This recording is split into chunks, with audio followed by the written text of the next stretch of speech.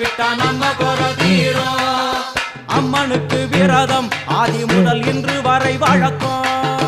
அம்மனுக்கு விரதம் ஆதி முதல் இன்று வரை வழக்கம். சமயபுரத்தில் நம்மை வாழ வைக்க மாறியும் விரதம் கொண்டாளே மாறி அம்மன் அலங்காரம் தினம் தினம் காண வரம் வேணும். அம்மன் அலங்காரம் கண்டு விட்டா நம்ம குறை தீரும்.